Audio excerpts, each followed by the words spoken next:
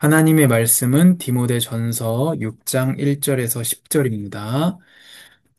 같이 읽겠습니다. 종의 멍에를 메고 있는 사람은 누구든지 모든 일에 존경심으로 주인을 대하라. 이는 하나님의 이름과 교훈이 비방을 받지 않게 하기 위한 것이다. 믿는 주인을 섬기는 사람들은 그 주인을 형제라고 해서 소홀하게 대하지 말고 도리어 더 잘 섬기라. 이는 그 섬김을 통해 유익을 얻는 사람들이 믿는 사람들이며 또한 사랑을 받는 사람들이기 때문이다. 너는 이런 것들을 가르치고 권면하여라.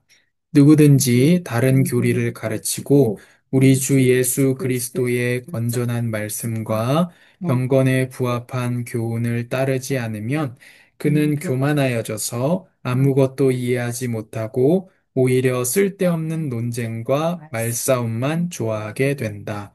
그러다가 결국 시기와 분쟁과 비방과 사악한 의심이 일어나고 마음이 부패하게 되고 진리를 상실해 경건을 이익의 수단으로 여기는 사람들 사이에 다툼이 일어난다.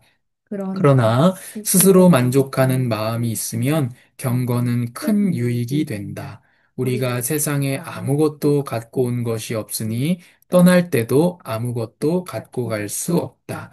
우리가 먹을 것과 입을 것이 있으면 이것으로 만족해야 한다. 부자가 되기를 원하는 사람들은 유혹과 올무와 여러 가지 어리석고 해로운 욕심에 떨어지고 만다. 이런 것들은 사람을 파멸과 멸망에 빠지게 한다. 돈을 사랑하는 것은 모든 악의 뿌리다. 돈을 사모하는 어떤 사람들은 믿음에서 떠나 많은 고통으로 자기를 찔렀다. 하나님, 지금 이 시간 하나님의 말씀을 읽고 듣고 지키는 복된 삶으로 우리를 불러주시니 감사합니다. 우리가 하나님의 말씀을 읽고 듣고 지키고 나누는, 증거하는 그런 삶이 되어 주님께 영광 돌려드릴 수 있도록 성령께서 우리를 도우시며 빛을 비추어 주시옵소서. 예수님의 이름으로 기도합니다. 아멘.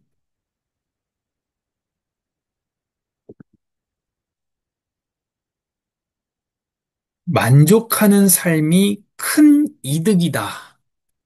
라는 제목입니다.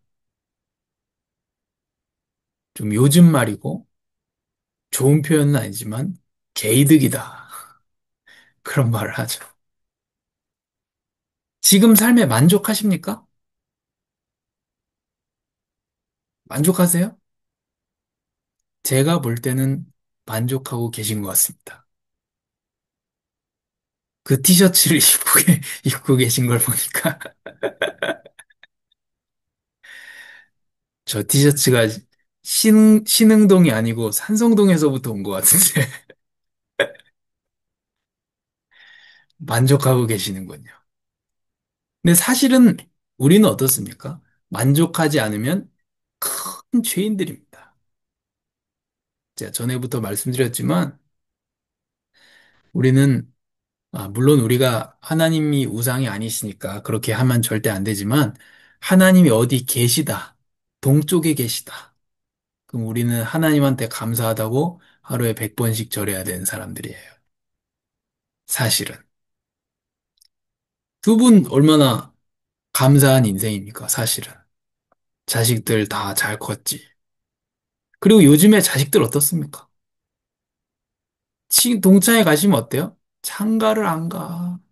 우리 아들이 40이야. 근데 두 분 어때요? 다 끝났잖아요. 졸업.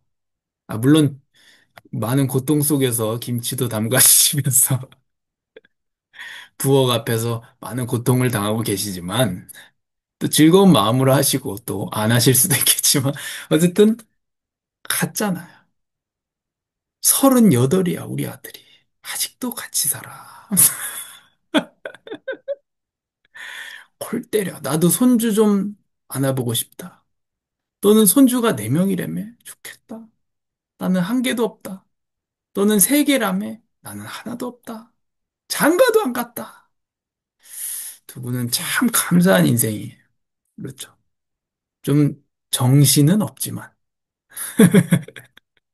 정신이 없으면 어때요? 그래도 손주들이 있는 게 낫잖아요. 그러니까 우리가 그래도 아직 건강하고요. 우리가 비교적 건강하고 또 얼마나 감사합니까? 저도 진짜 감사하고요. 좋은 아내 만나가지고 저는 이제 사회생활을 하면서 이 젊은 여성들 만날 때마다 진짜 다행이다. 그렇습니다.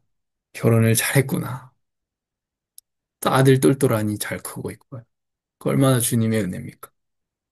전 진짜 만족하거든요. 그렇잖아요. 근데 참, 이 만족하지 못하는 사람들이 많습니다. 우리도 뭐 그럴 때가 있고요. 그렇습니다. 오늘 말씀의 제목이 만족하는 삶이 큰 이득이다. 맨 처음에 1, 2절에 종에 대해서 얘기합니다. 그리고 유익에 대한 말을 합니다. 믿는 사람이 믿는 사람을 섬긴단 말이에요. 그렇다고 해서 형제니까 소홀하게 대하지 말고 어떻게 유야무야 넘어가려고 하지 말고 더 잘 섬겨라. 왜 그 사람이 너를 통해서 이득을 받으면 그 이득을 받는 사람이 성도가 이득을 받는 거 아니냐. 더 성실하게 하는 게 당연한 거 아니겠냐. 뭐 당연한 얘기입니다. 그 뒤에가 이제 3절부터 10절까지가 또 중요합니다. 다른 교리를 가르치면 어떻게 되냐? 다른 교리에 대해서 우리가 단호하게 대처해야 된다고 했습니다. 여기서 다른 교리가 나오고요. 다른 교리에 따른 교훈이 나와요. 그러면 교리는 복음과 성경과 이런 것들이고요. 교훈은 뭐겠습니까? 거기에 따르는 삶의 모습들이에요. 그러니까 복음과 성경에 대해서 잘 모르게 되면 어떻게 됩니까? 삶에 대해서도 잘못 가르칠 수밖에 없는 겁니다. 그러니까 결혼해라 마라. 결혼하면 안 된다.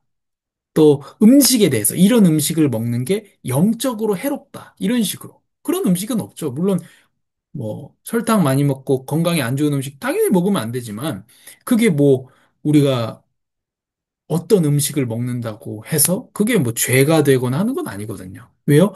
뭐 그게 어디서 나옵니까? 바른 교리에서 나오거든요. 모든 것들은 뭐예요? 하나님이 창조하신 것이기 때문에 선하다.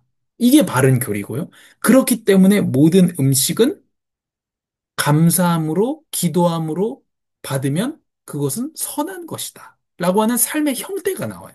이렇게 바른 교리, 하나님 만드신 것은 선하다. 그러므로 모든 것은 감사함으로 받으면 된다. 그러니까 어떤 삶의 모습이 나오는 거죠. 바른 교리에서 바른 삶의 교훈이 나오고요. 또 그럼 뭐겠습니까? 틀린 교리에서 틀린 삶의 모습들이 나옵니다. 그 카톨릭에서 그 신부들, 수녀들 시집장가 안 보내잖아요. 그런 틀린 교리에서 틀린 그런 삶의 형태들이 이렇게 나오는 거거든요.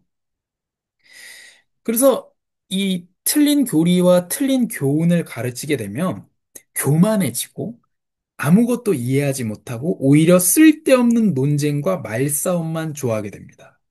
그러다가 시기와 분쟁과 비방과 사악한 의심이 일어나고 마음이 부패하게 되고 지금 쭉쭉 가는 겁니다. 틀린 교리, 틀린 교훈의 결과가 쭉쭉 가는 거예요. 마음이 부패해지고요. 진리를 상실하게 되고요. 경건을 이익의 수단으로 여기게 됩니다. 무슨 말입니까? 틀린 교리에서 출발해요. 예를 들면 죄에 대한 틀린 교리가 있단 말이에요. 내 예수 믿으니까 끝났어. 죄 지어도 돼. 이런 틀린 교리가 있단 말이에요. 그 사람 삶이 타락하게 돼요. 그 타락하고 내가 유흥과 이런 것들을 즐기게 됩니다. 그거를 합리화하기 위해서 또 어떻게 합니까? 다 끝났어. 이런 얘기를 하기 시작한다는 거예요. 그래서 경건을 이익의 수단으로, 전형적인 구원파 계통의 이단들입니다. 경건을 이익의 수단으로 만든다. 그러니까 내가 돈의 이익이든, 명예의 이익이든, 뭔가 인기든, 뭔가 이익을 얻기 위해서 복음과 성경을 이용한다. 이런 내용, 여기까지 이르게 되는 겁니다. 어디서요? 틀린 교리와 틀린 교훈, 삶에 대한 그런 교리의 적용이죠. 그런 부분에 대해서 잘못되면 마음이 부패해서 여기까지 이르게 된다는 거. 마치 어떤 것들입니까? 외형적 종교 생활을 통해서 이득을 보려고 하는. 심지어 뭡니까? 내가 기도를 열심히 해서 부자가 되려고 한다든지. 그러니까 수능 100일 기도하잖아요. 다 마찬가지인 거거든요. 교회에서. 내가 기도를 통해서 내 이익을 얻어내려고 하는. 우리가 하나님 앞에 필요를 구하는 것은 하나님 기뻐하신다고 그랬고 구하라고 했습니다. 근데 그런 게 아니라 나의 탐욕으로 수능 100일 기도 막 굶어가면서 하죠. 그게 뭐냐? 경건을 이익의 수단으로 여기는 겁니다. 근데 정작 그 자녀는 어떻죠? 예배도 드리지 않는. 근데 좋은 대학 가게 해달라고 100일 그런 모습들이죠. 그런 사람들 사이에 다툼이 나타난다. 이게 뭐예요? 결국 틀린 교리와 틀린 교훈이 여기까지 이르게 됐다. 근데 5절과 6절을 보면 6절의 시작이 그러나 이렇게 시작합니다. 그러나로 시작해요, 6절이. 5절이 뭐였습니까? 경건을 이익의 수단으로 여기는 사람들. 교회 안에 있는 사람들이죠. 외형적 종교 생활을 통해서 이익을 얻으려고 하는 교역자나 평신도나 모양은 다르지만 마찬가지입니다. 이런 사람들이 있는데 그러나 이 사람들의 모습이 어때요? 경건하게 보인다는 거예요. 전형적인 성경에서 얘기하는 경건의 모습은 있지만 능력은 없는. 예수님께서 마태복음에 얘기하고 있는 시장에서 손들고 기도하는 사람들. 근데 분명히 우리 보십시오. 디모데전서에서 분명히 너희가 곳곳에서 손을 들고 기도하기를 바란다고 했어요. 그러니까 시장에서 손 들고 기도하는 게 잘못된 게 아니고 왜 손 들고 기도하냐? 나 이렇게 경건한 사람들이야. 그러니까 너희들이 나 존경해. 이런 겁니다. 그래서 그런 모습이 있는 사람들이 있는 반면에 그러나 스스로 만족하는 마음이 있으면 경건은 큰 이익이 된다.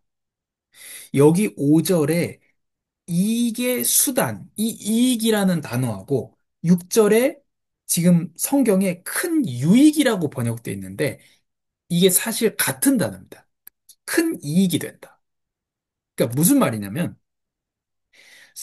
틀린 교리의 사람들, 잘못된 사람들이 이익을 얻기 위해서 종교적 행위를 한다.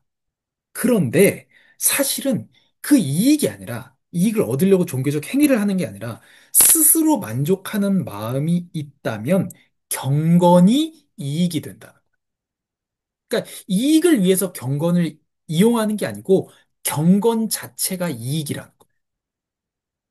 뭐만 있다면 만족하는 마음이 있다면. 그래서 자족을 포함한 경건. 자족, 스스로 만족하는 거죠. 하나님 주신 것으로 만족하는 그 만족이 있는 우리의 삶의 형태. 우리가 만족하면서 하는 기도, 만족하면서 드리는 예배, 만족하면서 하는 전도, 만족하면서 하는 우리의 모든 신앙생활의 외형적인 그 내외형적인 것, 우리의 신앙생활에 만족하는 삶, 만족하는 믿음, 만족하는 믿음이기 때문에 하는 삶, 만족하기 때문에 나누는 삶. 내가 나눠서 더 큰 게 돌아오겠지가 아니고 내가 만족하기 때문에 나누고 만족하기 때문에 기도하고 만족하기 때문에 예배하고 한다면 그게 큰 이득이라는 거예요. 그러니까 이득을 얻으려고 하는데 사람들이 그게 아니고 만족하기 때문에 이득을 얻으려 하지 않는다는 거예요. 왜? 만족하니까. 그래서 행하는 모든 믿음의 삶 자체가 이득이라는 겁니다. 그리고 9절에 그리고 7절, 8절에 이렇게 부연하거든요.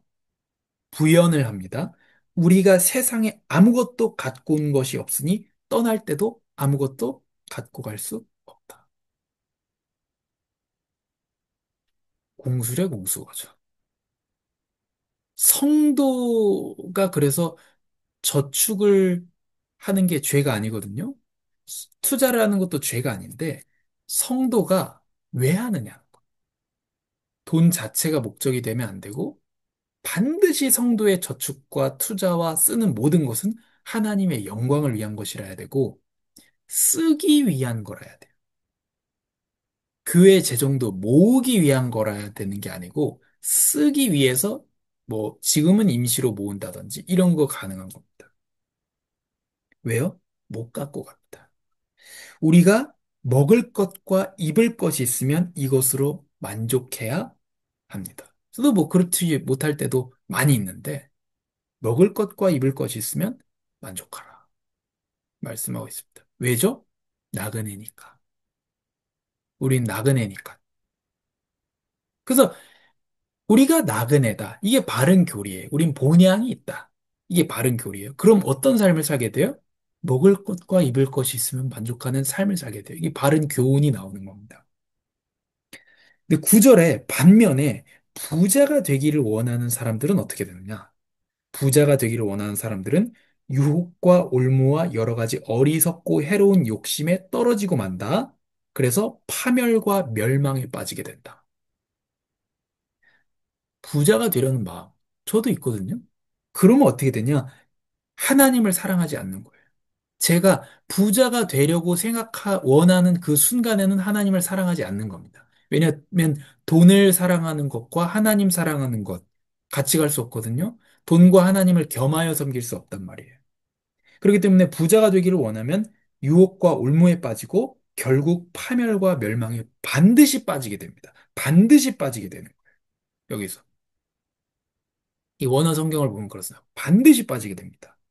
파멸과 멸망, 이 번역된 이건 뭐냐면요. 영원한 멸망을 포함하는.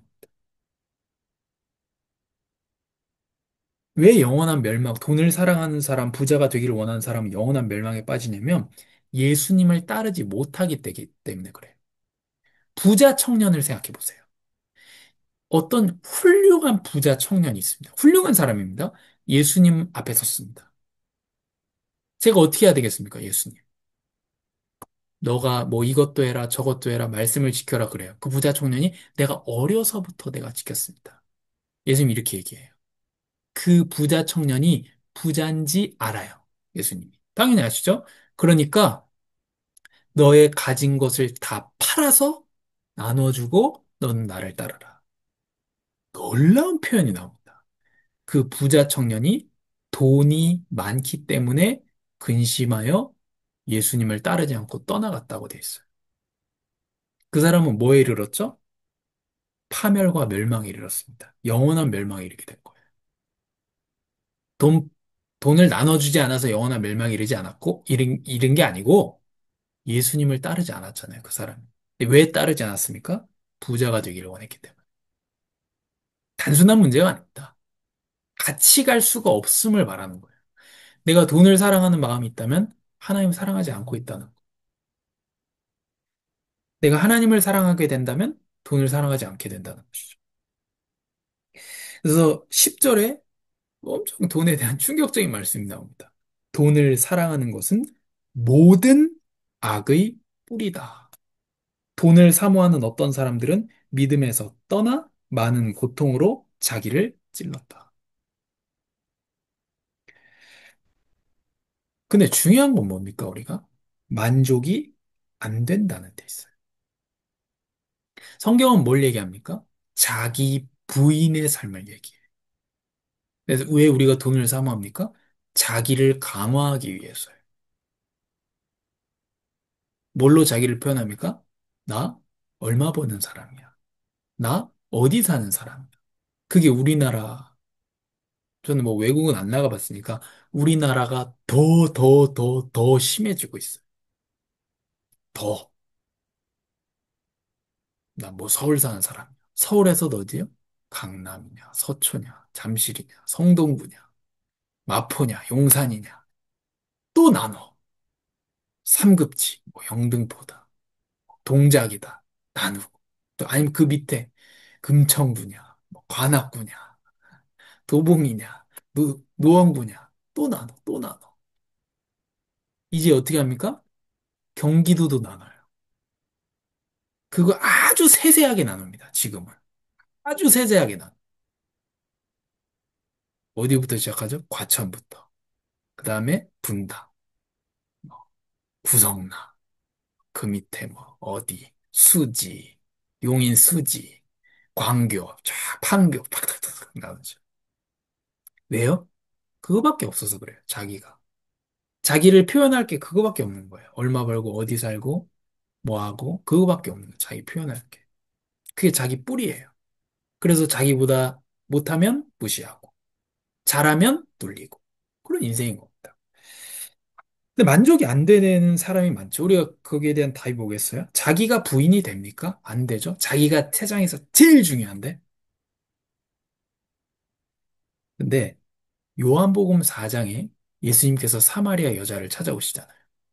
그 여자가 어떻습니까? 여러 문화적인 거, 여러 가지 속에서 그런 얘기들을 예수님에게 합니다. 근데 이 여자가 뭐예요? 영혼의 갈증이 채워지지가 않아요. 어떤 미국의 유명한 여자 배우 있습니다. 아주 아름다운 배우가 있는데, 좀 옛날 배우인데, 그 사람이 원래 공장에서 일했어요. 근데 되게 예쁜데 공장에서 일하는 거예요. 이 사람 꿈이 배우 되는 거예요. 근데 말도 안 되게 이 사람이 배우가 되게 됐어요. 그리고 열심히 일해서 상도 받고 최고의 위치에 올랐습니다. 그리고 어떻게 됐느냐? 약물 중독으로 이 사람이 죽게 돼요. 약을 먹다 보니 죽었는지 아니면 죽으려고 약을 많이 먹었는지는 뭐 그거는 누구도 알 수 없겠지만 이 사람이 한 유명한 말이 있습니다. 나는 공장에서 일할 때는 배우가 되고 싶었다. 배우가 되니까 별게 없었다. 그래서 내가 좀 더 좋은 배역을 맡게 된다면 근데 좋은 배역 맡으니까 별거 없었다. 내가 주인공이 된다면 가보니까 별거 없었다. 내가 상을 받는다면 가보니까 별거 없었다. 그게 그 사람이 한 얘기예요. 그 요한복음 4장의 그 여자도 마찬가지죠. 남자를 바꾸고 바꿔도 만족이 안 돼요. 근데 예수님 그렇게 얘기하시잖아요. 지금 있는 남자도 너의 남편이 아니지 않느냐. 그럼 이 다섯째, 여섯째 만나서 만족이 되면 되는데 만족이 안 된다. 그래서 예수님 물 달라고 하니까 내가 사마리아 사람인데 어떻게 나한테 물 달라고 하냐. 문화적인 얘기를 합니다.